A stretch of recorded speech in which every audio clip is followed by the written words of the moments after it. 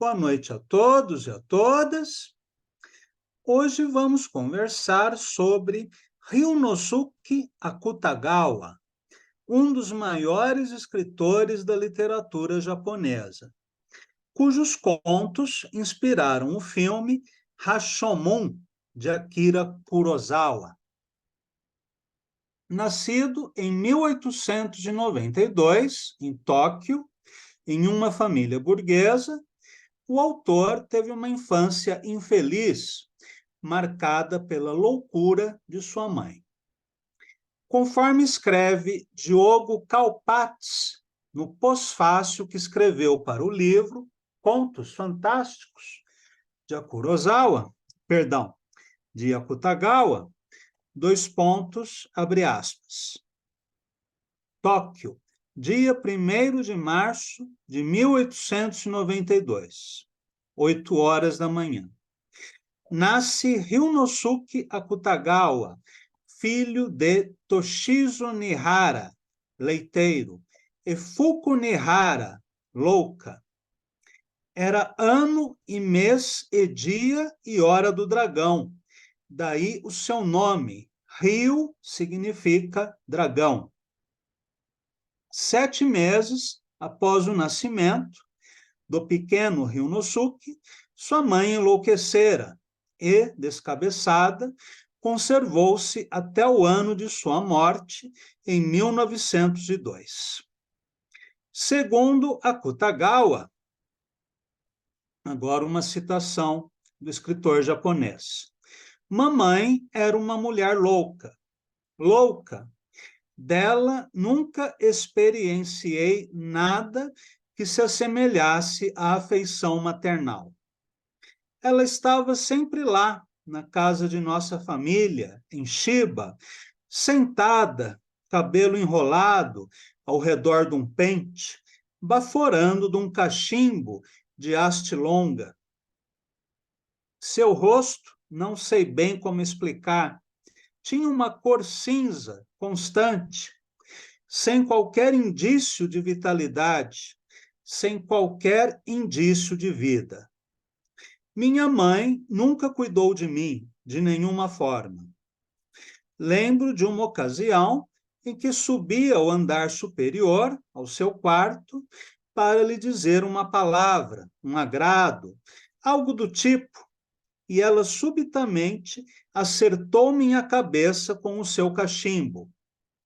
Mas, na maioria do tempo, mamãe era uma lunática bem comportada. O que lembra Gavita, né? A esposa de Cruz e Souza. Seu pai foi um empresário, proprietário de uma empresa de produção de leite. E o menino acabou sendo entregue aos cuidados de um tio materno.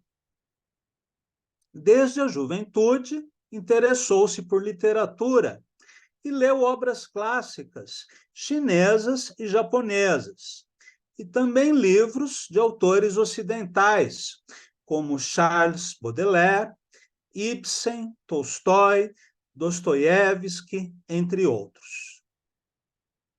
Escreveu suas primeiras histórias em 1913, após ingressar na Universidade Imperial de Tóquio, onde estudou literatura inglesa.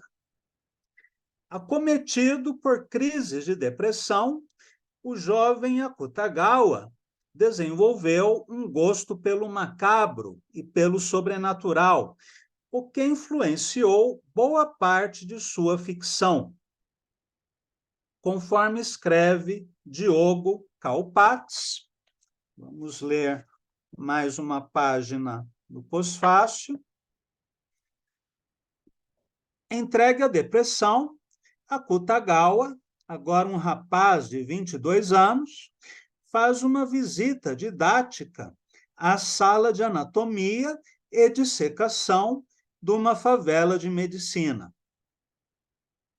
de uma faculdade de medicina, visando colher material para descrever com realismo os cadáveres e mais cadáveres jogados aleatoriamente no interior do Rashomon, em silêncio eterno, eternamente mudos. Escreve Akutagawa. Todos os cadáveres tinham uma etiqueta pendurada, amarrada no dedão do pé com um arame. Na etiqueta estavam registrados nome, idade e outros dados. Inclinado para frente e manejando o bisturi com destreza, seu amigo começa a esfolar a pele do rosto de um dos cadáveres. Sob a pele se percebia uma bonita camada de gordura amarela. Ainda estudante, com gostos mórbidos, pediu em casamento uma amiga da infância, Yayoi Yoshida, mas a sua família não aprovou a união, porque a moça não pertencia à mesma classe social. O Japão ainda era uma sociedade bastante fechada. Em 1916, ficou noivo de Fumi Tsukamoto, com quem se casou 2 anos mais tarde. O casal teve 3 filhos. Após a sua formatura, o jovem Akutagawa ensinou por curto período em uma escola de engenharia naval, antes de escolher se dedicar apenas à literatura.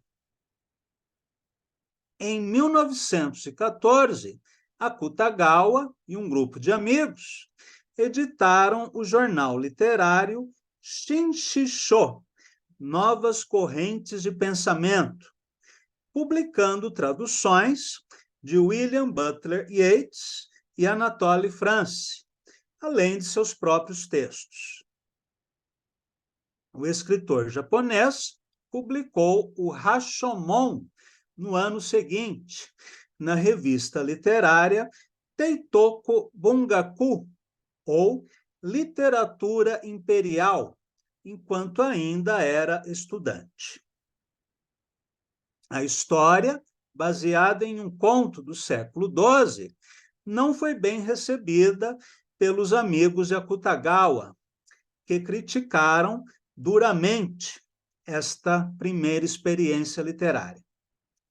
No entanto, Akutagawa reuniu coragem para visitar seu ídolo, Natsume Soseki, em 1915. Em novembro do mesmo ano, republicou seu conto Rashomon, parcialmente reescrito, na revista literária Teitoko Mongaku. Conforme escreve Diogo Caipetz, existem muitas e muitas lendas sobre o Rashomon. Pessoas diziam avistar demônios, espíritos, entidades, encantados, enfim, seres sobrenaturais, habitando o local. Uma das histórias é sobre um grupo de samurais que, em meio a brincadeiras e demonstrações de virilidade, lançou o desafio. Cada um deles deveria ir ao portal em meio à imensa caverna escura e deixar uma placa no torreão, prova de que ali estivera. Reza o mito que o último dos samurais, quando em pleno Rashomon, sentiu a presença de algo, e esse algo segurou seu chapéu. Sem vacilar, o samurai desferiu sua espada contra o sabe-se lá o quê. O demônio, espírito, entidade, encantado, enfim, o ser sobrenatural, disparou em desbalada carreira, correndo, correndo, correndo, deixando apenas a sua mão cortada, sangrando, ainda segurando o chapéu. No ano de 1916, Akutagawa publicou Hana, o Nariz, que motivou uma carta elogiosa de Soseki e garantiu a Akutagawa seu primeiro sucesso literário. Foi também nessa época que ele começou a escrever haikus sob o pseudônimo de Gaki. Akutagawa escreveu uma série de contos ambientados no período Heian, no século VII, que durou do século... Perdão. Vou voltar aqui. Foi também nessa época que ele começou a escrever haikus com o pseudônimo de Gaki. Akutagawa escreveu uma série de contos ambientados no período Heian, no século VII. Conforme escreveu o autor japonês sobre o recorte temporal de seus contos, vamos ler o que o próprio Akutagawa escreve. Suponha que eu tenha imaginado determinado tema e decidido escrever sobre ele. Visando expressar o tema da forma mais artística e surpreendente possível, devo inserir incidentes inusuais. No entanto, quanto mais inusual for o incidente, mais difícil expressá-lo no contexto do Japão moderno. Se, apesar dos percalços, um autor opta por escrever uma história ambientada nos dias de hoje, ela geralmente se mostra não natural ao leitor. Por fim, seu tema, cuidadosamente selecionado, acaba escoando pelo ralo. Um conto, diferentemente de um conto de fadas, possui certas prerrogativas peculiares ao gênero. O autor não pode simplesmente escrever era uma vez e deixar que essa sentença seja todo o cenário da história. Isso restringe a época representada. Portanto, torna-se imprescindível inserir as condições sociais do período, ao menos satisfazendo as exigências para tornar o conto plausível. Tais contos, porém, devem ser dissociados dos romances históricos, na medida em que não têm intenção de recriar o passado. Devo ainda mencionar não sentir nenhuma melancolia pelos tempos antigos, mesmo escrevendo sobre eles. Me sinto um homem afortunado por viver no Japão moderno e não nos períodos Heian ou Edo. Edo também é chamado de período Tokugawa, que vai do século XVII até meados do século XIX. Essas histórias reinterpretam obras clássicas chinesas e japonesas e incidentes históricos, e muitas delas são inspiradas em livros como o Konkaju Monogatari, compilação de mais de 1000 narrativas breves do gênero Setsuwa, produzido no final do período Heian, entre 794 e 1185, no Japão. Essa obra continha, originalmente, 31 volumes, dos quais restam apenas 28, e incluem narrativas da Índia, China e Japão. Em 1921, Akutagawa interrompeu sua carreira de escritor para passar 4 meses na China, como repórter do jornal Osaka Mainichi Shimbun. Antes de sua viagem, escreveu um conto intitulado O Cristo de Nanjing, sobre a comunidade cristã chinesa. A viagem foi estressante e Akutagawa sofreu de vários problemas de saúde, dos quais nunca se recuperou.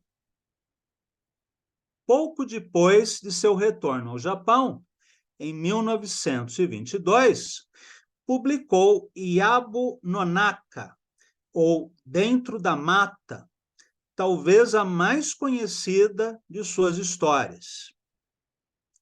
No final de sua vida, Akutagawa começou a sofrer de alucinações visuais e ansiedade pelo medo de ter herdado o transtorno mental de sua mãe. Em 1927, sobreviveu a uma tentativa de suicídio, junto com uma amiga de sua esposa. Pouco depois, ele conseguiu matar-se, depois de tomar uma overdose de barbitúricos. Em seu testamento, ele escreveu que sentia uma vaga insegurança sobre o futuro. Ele tinha apenas 35 anos de idade. Curioso que, na primeira tentativa, ele tenta cometer suicídio junto com uma amiga de sua esposa, o que sugere que ele poderia ter alguma relação extraconjugal com essa amiga. No Japão feudal, quando dois amantes não tinham a possibilidade de viverem juntos, eles poderiam cometer o suicídio. Aliás, no Japão, a palavra suicídio tem várias traduções. A mais conhecida e imprecisa é harakiri, que é a forma incorreta de se referir ao suicídio ritual dos samurais, que se chama seppuku. Se fosse o caso de dois amantes que cometeram suicídio, este suicídio teria um nome específico. Se alguém que não conseguia pagar suas dívidas tirava a própria vida de vergonha pela desonra, esse suicídio teria outro nome, e assim por diante. Bem, vamos agora ler o conto Rashomon, de Akutagawa.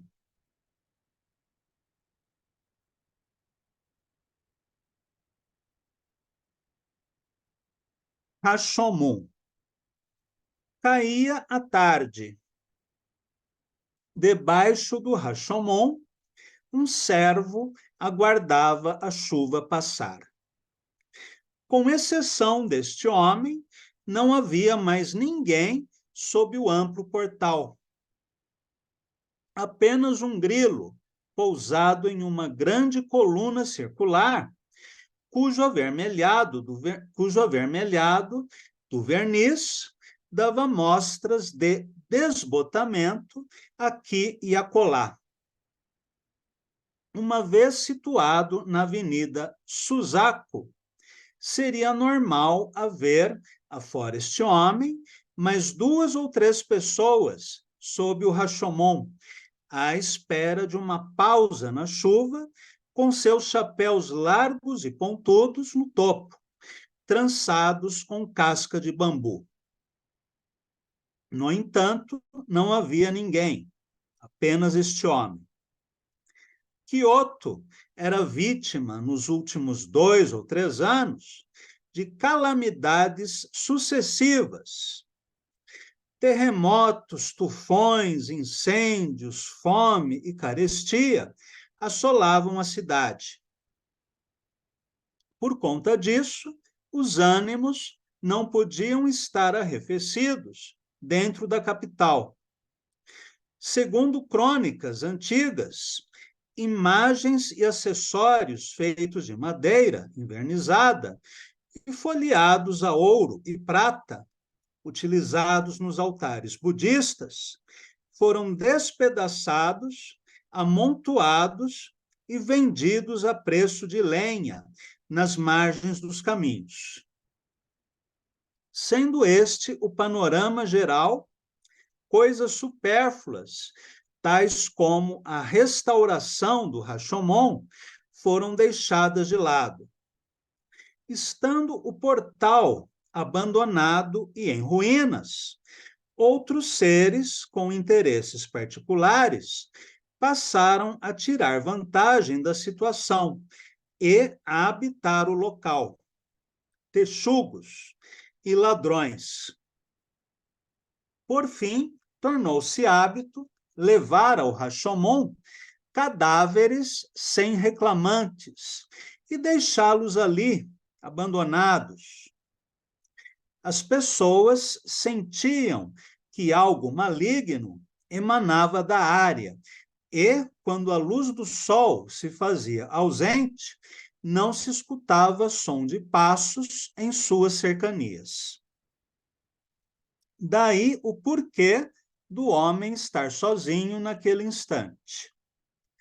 Uma nuvem de corvos, vinda de algum lugar, passou a se concentrar no local. Durante o dia, voavam em círculos ao redor da alta cumeeira, grasnando. No crepúsculo, quando o céu tornava-se avermelhado, eram especialmente visíveis, parecendo grãos de gergelim ao serem semeados. O objetivo dos corvos era, naturalmente, o de debicar a carne dos defuntos, localizados na parte superior do portal. Porém, nesse dia, talvez por conta do tardar da hora, excepcionalmente não se via nenhum. Podiam-se ver unicamente seus excrementos esbranquiçados, pontilhando aleatoriamente os degraus de pedra em processo de desmoronamento, com longos feixes de capim brotando de suas partes gretadas. O servo, vestindo um tecido azul escuro, puído, de tanta lavagem, sentou-se no degrau mais alto de uma escadaria de 7 e, futucando uma gorda espinha que brotou em sua bochecha direita e que o molestava, contemplou com um olhar vago a precipitação da chuva. Foi dito há pouco que o servo aguardava a chuva passar, mas ele passando, não haveria nada de extraordinário a ser feito. Se aqueles fossem tempos normais, ele, naturalmente, teria a obrigação de retornar à casa do seu senhor. No entanto, fora dispensado de seus deveres há 4, 5 dias. Kyoto era uma cidade invariavelmente em decadência, e o fato de uma casa senhorial prescindir de um servo que se dedicou a ela por longos anos, nada mais era do que um pequeno reflexo dessa situação catastrófica. Portanto, em vez de dizer o servo aguardava a chuva passar, talvez fosse mais conveniente dizer o servo, retido pela chuva, não tinha para onde ir, e isso o deixava confuso.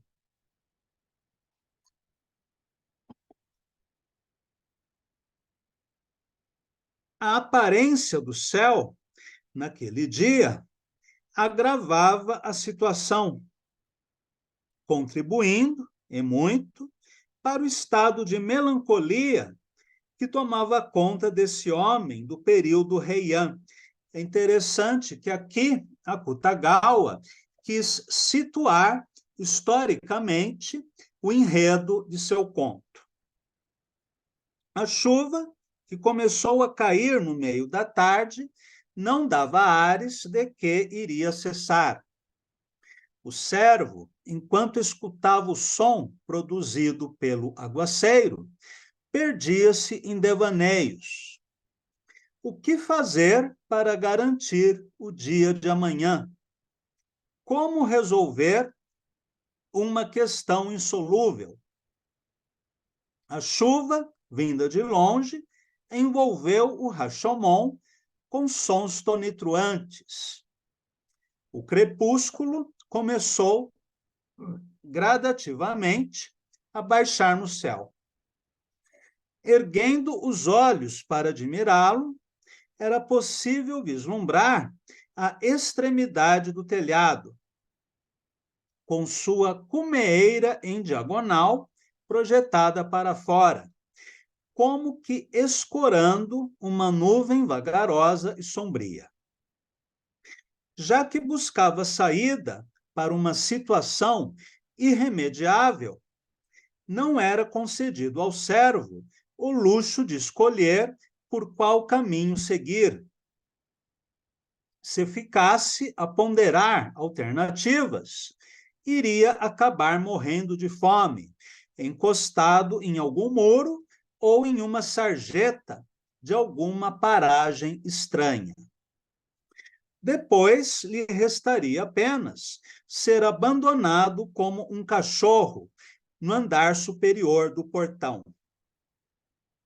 Se eu não tenho escolha, o pensamento do servo acabou por fixar-se neste ponto, dando voltas e mais voltas ao seu redor. Só que um se, por mais voltas que se dê, no final das contas, continua a ser insistente e invariavelmente um se. O servo, embora admitisse sua falta de liberdade de escolha, não tinha coragem para afirmar com convicção, resolvendo de uma vez por todas os problemas, que a resposta lógica que deveria resultar de seus questionamentos era: se eu não tenho escolha, não há outra saída, senão tornar-me um ladrão. O servo deu um espirro alto e então se ergueu de forma maçante. A Kyoto dos finais de tarde gelados despertava a vontade de se aquecer junto a um braseiro. Acompanhando o crepúsculo, o vento soprava sem parcimônia, serpenteando por entre as colunas do portal. O grilo, que se encontrava pousado na coluna, decidiu-se por algum outro lugar. O servo encolheu os ombros, ergueu a gola de sua vestimenta azul escura, que usava por cima de um leve traje de verão, de cor amarela, e correu os olhos pelas redondezas do portal. Aventou a hipótese de pernoitar ali, se pudesse encontrar um local onde a chuva e o vento não o perturbassem, nem receasse olhares de estranhos a espreitá-lo. Nesse momento, avistou uma larga escada de mão, laqueada, que afortunadamente conduzia ao torreão do Rashomon. Se houvesse alguém lá em cima, seriam os cadáveres. Então, tomando cuidado para que a sua espada, dependurada na cintura, não deslizasse da bainha, o servo conduziu seus pés calçados em sandálias de palha na direção do primeiro degrau da escada. Passados alguns instantes, já na metade da escada, este homem encolhido como um gato, segurando a respiração, espreitou a situação geral do pavimento superior. Uma claridade que emanava de lá banhou de forma tênue sua bochecha direita. Era a bochecha contemplada pela espinha vermelha e purulenta que crescia em meio à barba rala. O servo continuava a acreditar que os únicos corpos que encontraria ali seriam os dos mortos. Subiu mais 2 ou 3 degraus e voltou a olhar. Notou a presença de fogo, porém um fogo que parecia mover-se. Sim, ele movia-se. Seu brilho, baço e amarelecido, refletindo de forma irregular o teto forrado de teias de aranha, logo confirmou esta hipótese. Que tipo de ser acenderia uma tocha e caminharia pelo andar superior do Rashomon em uma noite chuvosa como aquela? Silencioso como uma lagartixa, o servo acabou serpeando rapidamente ao topo da escada. Colocou-se confortável na medida do possível, esticou o pescoço ao máximo à frente e, amedrontado, espreitou o torreão. Sim, eram verdadeiros os boatos que escutara. Cadáveres e mais cadáveres encontravam-se jogados aleatoriamente em seu interior. Não era possível precisar o seu total, pois a claridade proporcionada pelo fogo não era suficiente. Naquela indistinção, era possível dizer apenas que alguns corpos estavam nus e outros vestidos com kimono. Era quase certo que havia uma amálgama de homens e mulheres. Os cadáveres estavam em um estado tal que chegavam a levantar suspeita de que foram algum dia seres com vida. Eles mais pareciam bonecos de barro, com suas bocas abertas e braços estendidos, jogados aos montes no assoalho. Suas partes protuberantes, como olhos e peitos, recebiam o brilho fugaz do fogo, e isso fazia com que suas porções menos salientes afundassem ainda mais nas sombras. Os cadáveres guardavam silêncio eterno, eternamente mudos. O cheiro putrefato dos corpos fez com que o servo cobrisse instintivamente o nariz com a mão. No instante seguinte, esta já havia esquecido seu encargo, pois algo estarrecedor usurpara o olfato deste homem. Naquele momento, os olhos do servo avistaram, pela primeira vez, uma pessoa agachada em meio aos cadáveres. Era uma velha, mas parecia uma macaca vestida como estava, com um kimono cor de cedro, a cabeça cheia de cabelos brancos, de baixa estatura e magra, magra, magra. Tinha em sua mão direita uma tocha feita de um galho de pinheiro e contemplava o rosto de um dos cadáveres, que, por seus cabelos compridos, devia tratar-se do defunto de uma mulher. O servo, tomado de pavor e também de certa curiosidade, esqueceu por um momento até mesmo de respirar. arrepiou-se da cabeça aos pés e dos pés à cabeça. Nesse momento, a velha fincou a tocha em um dos vãos do assoalho, enlaçou as mãos ao redor do pescoço do cadáver e passou a arrancar seus longos fios de cabelo, um a um a um, uma macaca catando piolhos na cabeça de seu filhote. Os cabelos se desprendiam suavemente ao toque de suas mãos. À medida que os fios de cabelo se soltavam, o pânico que tomava conta do servo foi aos poucos arrefecendo. Concomitantemente, um ódio visceral contra aquela velha nasceu. Não, talvez seja inexato afirmar que o ódio era dirigido à velha.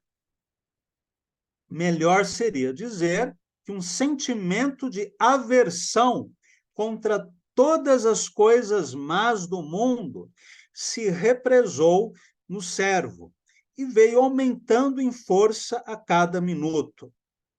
Nesse momento, se alguém se lhe levantasse novamente a questão na qual refletia há poucos instantes, quando, debaixo do portal, se preferia morrer de fome ou tornar-se um ladrão, sem qualquer tipo de relutância, escolheria a morte por inanição.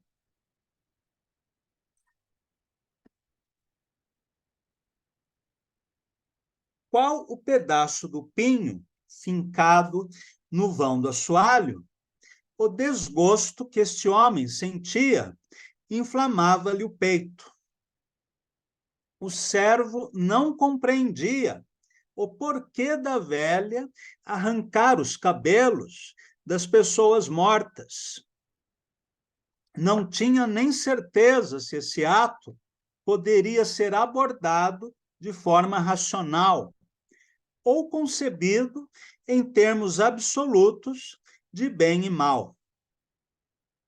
Mas arrancar cabelos de cadáveres no torreão do Rochomont, em uma noite chuvosa como aquela, era um ato intolerável.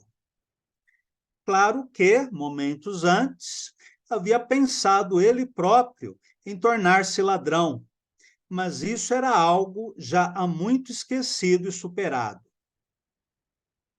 Então, impulsionando as pernas, o servo deu um salto e projetou-se de súbito. Espada à mão, aproximou-se a passos largos e prostrou-se em frente à velha, que, desnecessário dizer, assustou-se. A velha, à visão do servo, elevou-se do chão, tal qual pedra catapultada. Ei, aonde pensa que vai, miserável? Exclamou o servo, bloqueando o caminho que a velha, completamente perturbada, tropeçando nos cadáveres, tentava utilizar como rota de fuga. Ela empurrou o servo. O servo empurrou-a de volta. Ela empurrou, ele empurrou. Um tentava escapar, o outro não permitia. Os dois ficaram nesse embate durante algum tempo, mudos, engalfinhando-se em meio aos mortos. No entanto, já era sabido de antemão quem sairia vitorioso ou derrotado. Por fim, o servo agarrou o braço de sua oponente, torceu-o e obrigou a velha a deitar-se no chão. Era um braço raquítico, pele e osso, praticamente uma perna de galinha. O que fazia há pouco, hein? Responda-me. Do contrário,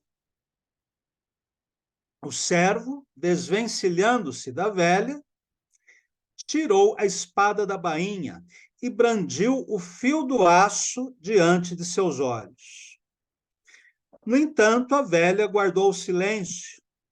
Suas mãos tremiam, arfava, os olhos arregalados pareciam estar a ponto de saltar das órbitas. Seu silêncio era obstinado, como o de um mudo. Observando a cena, pela primeira vez, o servo atinou para um fato incontestável. A vida e a morte daquela mulher estavam totalmente à mercê da sua vontade. Esta nova consciência fez arrefecer o ódio que inflamava em seu peito até o momento. O que havia agora era similar à satisfação e ao orgulho sereno de se fazer um trabalho bem feito.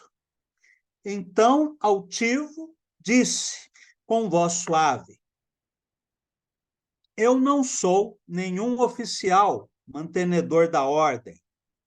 Sou apenas um viajante que há pouco passava por sob este portal. Por isso, não se preocupe, miserável, não irei atá-la com cordas nem nada parecido.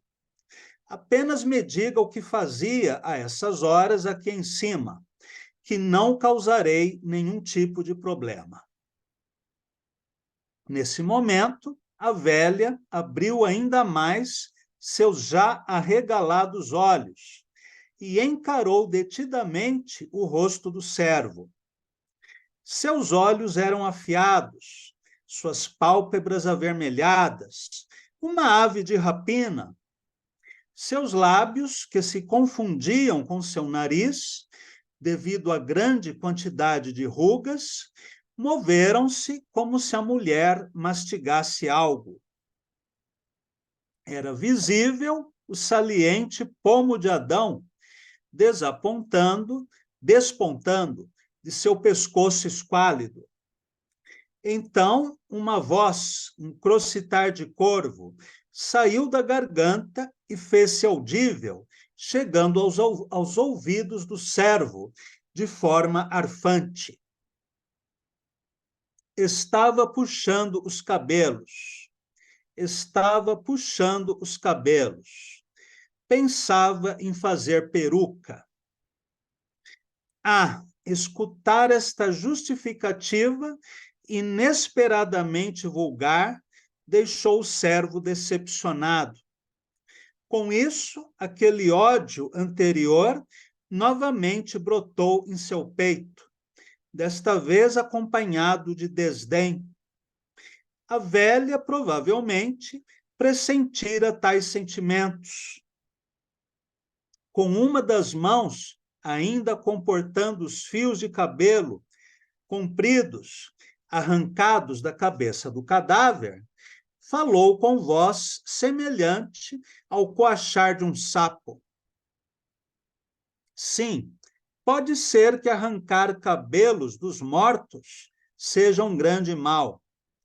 Mas esses mortos aqui, todos eles merecem isso, nada mais que isso. Esta mulher que eu arrancava cabelo, por exemplo, cortava cobra em 4 pedaços e colocava para secar. Vendia para guardas nas guaritas, para guardas que protegem o príncipe, dizendo que era peixe seco. Se não tivesse morrido de peste, estaria fazendo isso até hoje, vendendo cobra por peixe seco. E os guardas achavam gostoso o peixe seco dela. Achavam que o tempero era bom. Compravam sempre para comer com acompanhamento. Não podemos passar sem ele, diziam. Mas não acho errado as coisas que esta mulher fez. Ela não tinha alternativa.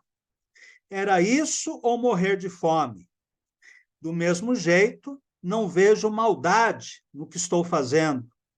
Não tenho alternativa. Tenho o que fazer, senão morro de fome. Que saída! Acho que, se esta mulher soubesse o que faço e por que faço, faria vista grossa, não se importaria. Foi esse o teor das palavras proferidas pela velha. O servo escutou a ladainha com secura, embainhou a espada, conservando a mão esquerda em seu cabo. Enquanto escutava, a mão direita se ocupava da gorda espinha vermelha e purulenta cravada em sua bochecha. Nesse meio tempo, um certo sentimento de coragem surgiu em seu peito. Era a coragem que lhe faltou antes, quando se encontrava debaixo do portal. Era uma coragem oposta àquela que teve ao agarrar a velha, instantes atrás, quando escalou ao torreão. O servo simplesmente não tinha mais qualquer dúvida sobre se deveria morrer de fome ou tornar-se um ladrão. Seu estado de espírito era tal que questões como essa foram descartadas de sua consciência. Era algo que nem merecia reflexão.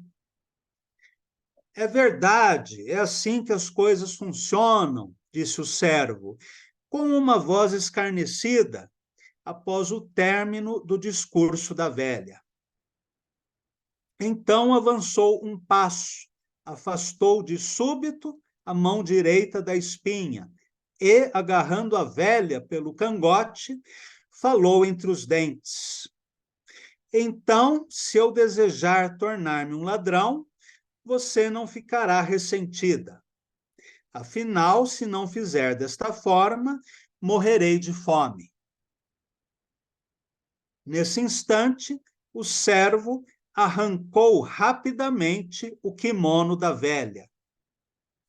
Em seguida, chutou rudemente a mulher que tentava agarrar seus pés na direção dos cadáveres.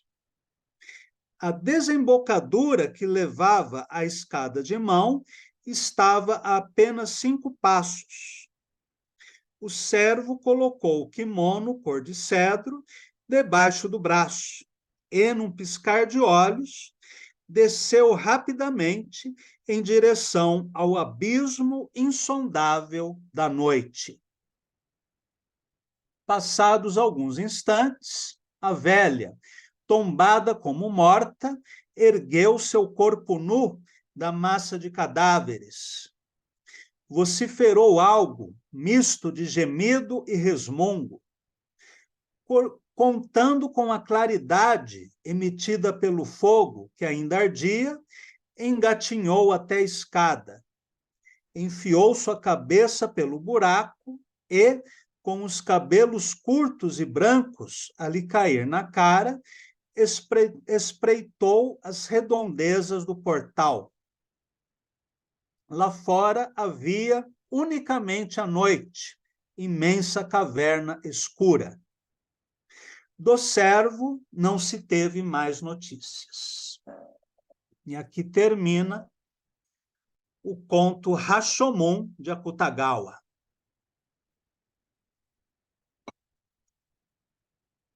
Em Rashomon, o conto é narrado em terceira pessoa e ambientado em um portal situado na entrada da cidade de Kyoto, ou seja, um local de entrada e saída de pessoas, um ponto divisório, uma fronteira, inclusive entre a imaginação e a realidade. É uma linha demarcatória entre o início ou o fim de uma jornada. A história começa ao entardecer, ou seja, a fronteira entre o dia e a noite, reforçando o símbolo do portal.